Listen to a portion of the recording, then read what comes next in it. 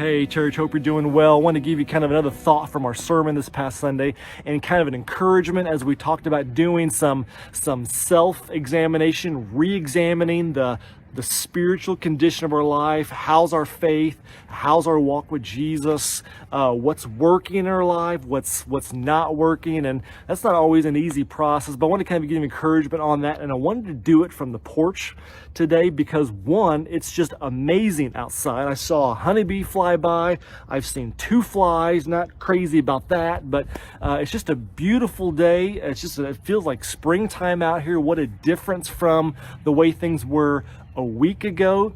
And so I wanted to give you this video from the porch because it's nice, but also because this is a good illustration, I think, for what we talked about on Sunday, doing some soul searching, some self-examination, re-examining the kind of condition of our lives. Our lives are impacted by what's going on externally, for sure. A week ago, schools were canceled. Some businesses were closed. Maybe some of you worked from home or had the day off, or you were watching grandkids, or you were doing e-learning or online school because the weather, the external realities impacted our lives. And that's the case in so many ways. External realities, what's going on at work, what's happening in your family, how are things in your marriage, what's going on, excuse me, with COVID. I don't think I have it. What's going on politically, what's going on all around us, it does have an impact on our life. And those are things to be prayerful about and to be aware of. But one of the problems with some of the external challenges that affect our life is they can almost train us to think that if all the externals are fixed, well, then I'll be happy.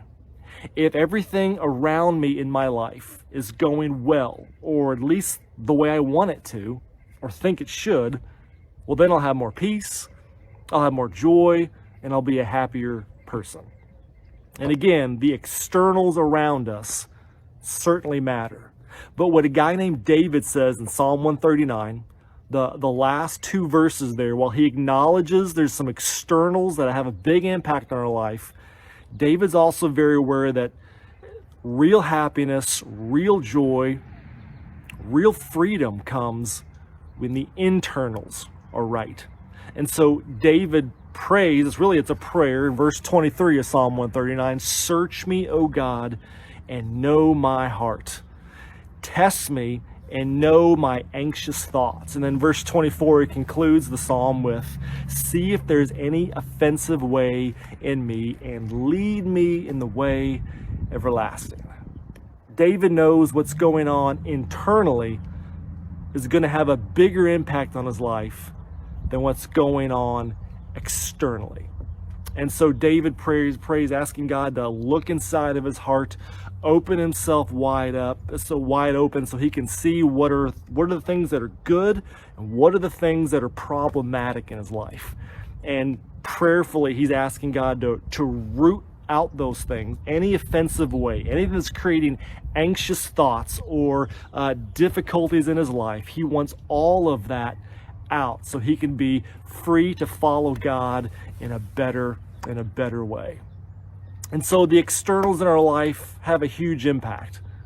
But if we do the tough work of doing some prayerful, God-focused self-examination, that's going to help us find real joy and real peace, whether it's a sunny day or whether it's sleet and snow.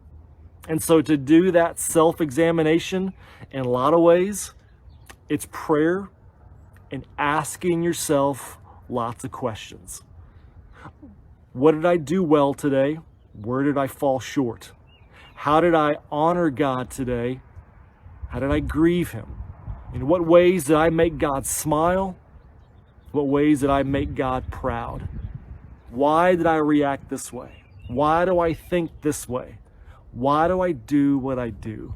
It's grilling yourself over some of the realities and the internals in your life.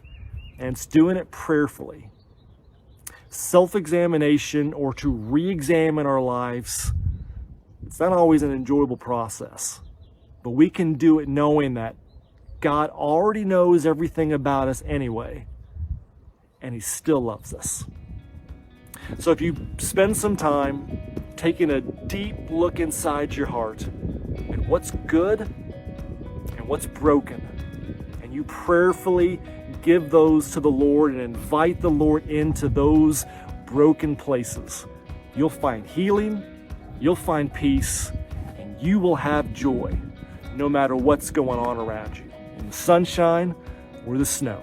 I hope that's true for me, and I really hope that's true for you. God bless y'all.